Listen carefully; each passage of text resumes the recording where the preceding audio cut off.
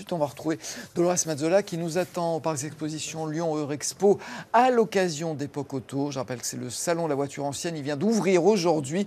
Et Dolores est toujours au milieu des belles carrosseries. Il y a un peu moins de rouge, quoique.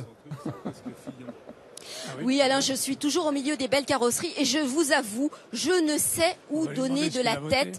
Toutes ces voitures sont vraiment magnifiques. Mais je voulais vous en montrer une toute particulière pour aborder un thème qui vient dans la tendance, qui est le thème des Young Timers. Regardez Alain, j'ai retrouvé la voiture sur laquelle j'ai appris à conduire. Et ça, c'est collector. Hein.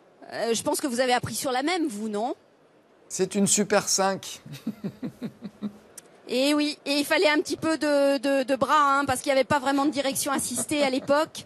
Il n'y avait pas vraiment d'ABS. C'était des voitures un petit peu basiques et rudimentaires. Monsieur Pecker, bonjour. Vous allez nous parler du phénomène Young Timers. Qu'est-ce que c'est exactement que ce phénomène des Young Timers ? C'est une race à part. C'est une race à part. Bah, écoutez, les Young Timers datent à peu près d'une dizaine d'années maintenant. Et c'est en fait la gamme de voitures qui a entre 20 et 30 ans. D'accord. Alors, c'est l'antichambre des voitures de collection. Oui, parce que pour être une voiture de collection, il faut avoir quel âge ? Une voiture de collection, c'est 30 ans. 30 ans. Hein, c'est 30 ans, donc c'est l'antichambre. Alors, ça permet quoi ? Quelle est l'origine, finalement, je suppose, c'est ce que vous souhaitez entendre. L'origine, c'est que nos clubs, tout d'abord, sont vieillissants. Hein, nos clubs, en général, de voitures anciennes, sont vieillissants. Et l'idée, c'était d'essayer d'amener les jeunes, des gens plus jeunes, à s'intéresser à la voiture ancienne.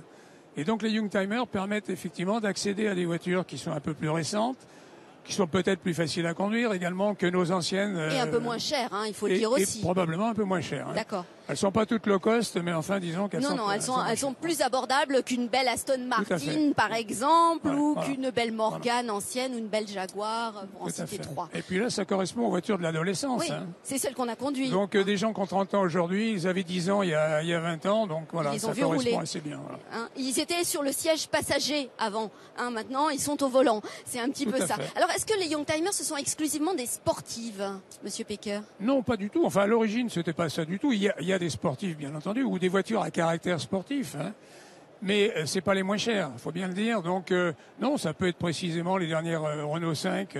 Les Super 5, les Renault 5. Vous avez aussi des Renault 5 les sports qui permettent de faire des rallyes, qui ont fait des rallyes d'ailleurs. Oui. Donc, mais c'est pas les mêmes prix non plus. D'accord. Donc, si on avait par exemple une voiture qui est très très plébiscitée actuellement par les jeunes et qui dans les voitures à caractère sportif, vous avez la 205 GTI par exemple. Il y en a pas eu beaucoup, mais enfin il y en a encore. Oui.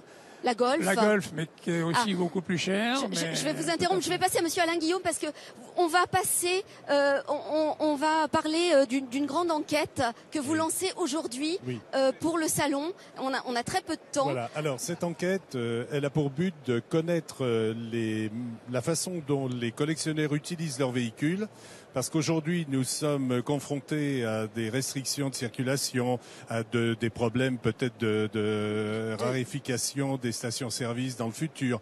Et toutes ces questions méritent des réponses et les collectionneurs sont très mobilisés. Ils sont inquiets en aussi. fait, l'enquête a démarré il y a une dizaine de jours et on a déjà dépassé les 27 000 réponses. Alors cette enquête, elle vise à connaître qui sont les collectionneurs. De manière à pouvoir mieux les défendre auprès des pouvoirs publics en expliquant le faible kilométrage réalisé avec ces véhicules, leur intérêt historique en tant qu'élément du patrimoine industriel, tout ce qui fait la richesse de l'automobile française. Alors les Young Timers sont concernés aussi par cette enquête. Alors les Young Timers sont de très belles concernés. Voitures anciennes. En fait, les Young Timers sont les futurs véhicules de collection. C'est de la précollection. C'est de la précollection. Parce que c'est utilisé exactement de la même façon qu'un véhicule de collection. Ça sort pas quand il pleut. On en prend bien soin, on l'entretient, voilà.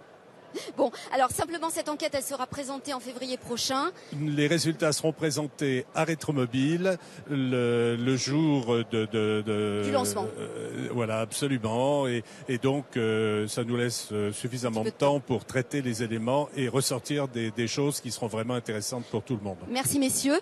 Merci madame. Je vous rappelle, Alain, Époque Auto, c'est 3 jours, c'est ici à Eurexpo. Vous pouvez venir jusqu'à dimanche. Et en tout cas, moi, je vais continuer à faire mon petit tour pour essayer de trouver une petite italienne genre pot de yaourt avec laquelle je pourrais rentrer à la station. Il y en a certainement. En tout cas, vous nous avez fait rêver. Merci Dolores. Effectivement, je n'ai pas pris sur une Super 5, ça va être une R6, mais c'était tout juste après. Ça rappelle des souvenirs. Et ça sert à ça, Époque Auto. Merci encore. On retrouve